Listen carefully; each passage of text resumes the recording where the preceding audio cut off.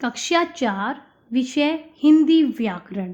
बच्चों, आज हम गणतंत्र दिवस पर निबंध सीखेंगे। आप सबको पता ही है कि अभी हमारा गणतंत्र दिवस आने वाला है। तो गणतंत्र का अर्थ क्या होता है, पहले हम ये जान लेते हैं कि गणतंत्र दिवस जो हम बोल रहे हैं कि इसका मतलब क्या है, इसका क्या अर्थ है। गणतंत्र शब्द दो शब्दों के मेल से बना है जो हैं गण और तंत्र। गण का क्या अर्थ होता है, पूरी जनता, और तंत्र का क्या अर्थ होता है, प्रणाली। तो इस तरह गणतंत्र का मतलब हुआ पूरी जनता द्वारा नियंत्रित प्रणाली। मतलब हम इसे स्पष्ट या सीधे शब्दों में क्या कह सकते हैं, सीधे शब्दों में कहा जा सकता है कि गणतंत्र एक ऐसा तंत्र है जिसमें हर व्यक्ति का योगदान होता है। एक ऐसा तंत्र जहां हर व्यक्ति के अधिकारों की रक्षा की जाती है, हर व्यक्ति को समान अधिकार दिए जाते हैं, किसी से किसी प्रकार का भेदभाव नहीं किया जाता। जनता का प्रतिनिधि जनता द्वारा चुना जाता है, वह जनता के हित में काम करता है। ऐसा ही तंत्र गणतंत्र कहलाता है। यह देश के हर राज्य में एक समान होता है। तो बच्चों, इसको पढ़ के आपको क्या पता चला कि जो गणतंत्र है, गणतंत्र का क्या मतलब होता है, जिसमें सभी लोगों को समान अधिकार मिलते हैं, सभी लोगों के अधिकारों की रक्षा की जाती है, किसी के साथ किसी भी प्रकार का कोई भी भेदभाव नहीं किया जाता। और जनता का प्रतिनिधि मतलब जनता का जो राजा होता है वो जनता के द्वारा ही चुना जाता है। जैसे आप सब जानते हैं ना कि हमारे देश में वोट डालने की प्रणाली है, और वोट डालने से हम किसको चुनते हैं, अपने मंत्री को। प्रधानमंत्री चुनते हैं, हम अपना मुख्यमंत्री चुनते हैं। तो इसका अधिकार किसके पास है, आम जनता के पास है। जिन लोगों की आयु 18 वर्ष से अधिक हो जाती है उन लोगों को वोट देने का अधिकार होता है। वो लोग वोट दे सकते हैं, वो लोग अपना खुद का नेता या प्रतिनिधि चुन सकते हैं कि उनके ऊपर कौन राज करेगा, कौन देश को अच्छे से चला सकता है। तो लोग अपनी समझ से अपना वोट दे सकते हैं। तो ये हर राज्य में एक समान होता है। कोई भी आदमी अमीर है, गरीब है, सबको वोट देने का अधिकार है। तो गणतंत्र एक ऐसा तंत्र होता है जिसमें सभी लोगों को समान अधिकार मिलते हैं। तो बच्चों, हमारी जो मातृभूमि है, हमारे जो भारत देश है, आप सबको पता है ना कि वो पहले किसके गुलाम रहे हैं, हम ब्रिटिश शासन के। हम पहले अंग्रेजों के गुलाम थे। और फिर क्या हुआ था, सबको पता है।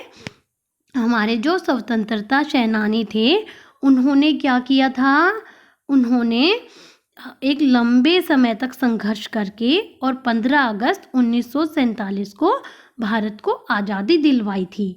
और आज़ादी मिलने के बाद क्या हुआ, हमें आज़ादी तो मिल गई, लेकिन हमारे ऊपर जो कानून थे, जो भी शासन प्रणाली थी, वो सब किसकी बनाई हुई चल रही थी, हाँ, अंग्रेजों के ही कानून चल रहे थे, उन्हीं की बनाई हुई शासन प्रणाली चल रही थी।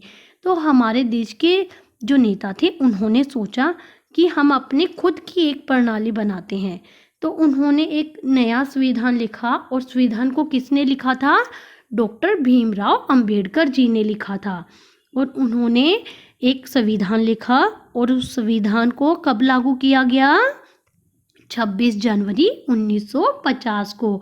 और तभी से हम हर वर्ष 26 जनवरी को गणतंत्र दिवस के रूप में मनाने लगे। तो सभी बच्चे इस कहानी को याद रखेंगे कि हमारे देश में 15 अगस्त 1947 को तो हमें अंग्रेजों की गुलामी से आज़ादी मिली थी। और फिर क्या हुआ था कि हमारे देश में अंग्रेजों के बनाए हुए कानून, नियम, शासन प्रणाली चल रही थी, और जिसे हमें बदलना था। और उसे बदलने के लिए किसने संविधान को लिखा, हमारे संविधान को डॉक्टर भीमराव अंबेडकर जी ने लिखा। और वो कब लागू हुआ हमारे देश में, 26 जनवरी 1950 को। और उसी दिन को हम गणतंत्र दिवस के रूप में मनाते हैं। और इस बार जो हमारा जो गणतंत्र दिवस आएगा 26 जनवरी 2000 21। ये कौन सा गणतंत्र दिवस होगा? 72वां, 72। ठीक है, तो अब मैं आपको इसमें से पढ़ के सुनाती हूँ जो मैंने आपके लिए लिखा है। हमारी मातृभूमि भारत लंबे समय तक ब्रिटिश शासन की गुलाम रही, जिसके दौरान भारतीय लोग ब्रिटिश शासन द्वारा बनाए गए कानूनों को मानने के लिए मजबूर थे। भारतीय स्वतंत्रता सेनानियों द्वारा लंबे संघर्ष के बाद अंततः 15 अगस्त 1947 को भारत को आज़ादी मिली। लगभग 2.5 साल बाद भारत ने अपना संविधान लागू किया और खुद को लोकतांत्रिक गणराज्य के रूप में घोषित किया। ठीक है, लगभग 2 साल 11 महीने और 18 दिन बाद हमारा जो संविधान था उसको बनने में कितना समय लगा? 2 साल 11 महीने और 18 दिन। इसके बाद क्या हुआ? हमारे देश का खुद का जो संविधान था वो बनकर तैयार हो गया और भारत के जो लोगों द्वारा 26 जनवरी को गणतंत्र दिवस के रूप में मनाया जाने लगा। कितने दिन में हमारा संविधान तैयार हुआ? 2 साल 11 महीने और 18 दिन में। गणतंत्र दिवस हमारा राष्ट्रीय पर्व है। यह हर साल 26 जनवरी को मनाया जाता है। इस दिन भारत का संविधान लागू हुआ था, जिसका निर्माण बाबा साहब भीमराव अंबेडकर ने किया था। यूँ तो यह पर्व पूरे देश में हर्षोल्लास के साथ मनाया जाता है, लेकिन राजधानी दिल्ली में इसकी अलग ही रंग देखने को मिलते हैं। क्या होता है राजधानी दिल्ली में? हम कहाँ रहते हैं? दिल्ली में रहते हैं ना, राजधानी है जो हमारे भारत की। तो यहाँ पर क्या अलग होता है और राज्यों से? यहाँ पर क्या अलग होता है? यहाँ पर हर देश की अलग अलग झांकियाँ निकलती हैं। तो राजधानी दिल्ली के इंडिया गेट पर भव्य झांकी और सैन्य टुकड़ियों की परेड अलग ही समा बांध देती है। इस परेड में तीनों सेना के प्रमुख राष्ट्रपति को सलामी दी जाती है एवं सेना द्वारा प्रयोग किए जाने वाले हथियार, प्रक्षेपास्त्र एवं शक्तिशाली टैंकों का प्रदर्शन किया जाता है एवं परेड के माध्यम से सैनिकों को शक्ति और पराक्रम को बताया जाता है। इस दिन आयोजित कार्यक्रमों में बेहतरीन प्रदर्शन करने वाले प्रतिभाशाली विद्यार्थियों का सम्मान एवं पुरस्कार वितरण भी किया जाता है और मिठाई वितरण भी विशेष रूप से किया जाता है। बच्चों में इस दिन को लेकर बेहद उत्साह होता है और बच्चों इसे हम अपने स्कूल में भी मनाते हैं। हर साल मनाते हैं ना हम। 26 जनवरी की हमारी छुट्टी होती है, लेकिन हम 25 जनवरी को जो है अपने स्कूल में जो है रंगारंग कार्यक्रम होते हैं हमारे स्कूल में। कुछ बच्चे जो है भाषण देते हैं, कुछ बच्चे जो है डांस करते हैं। इस प्रकार हमारे स्कूलों में भी इसको मनाया जाता है। तो बच्चों इस वीडियो से संबंधित मैं आपसे कुछ प्रश्न पूछना चाहती हूँ। गणतंत्र दिवस क्यों मनाया जाता है?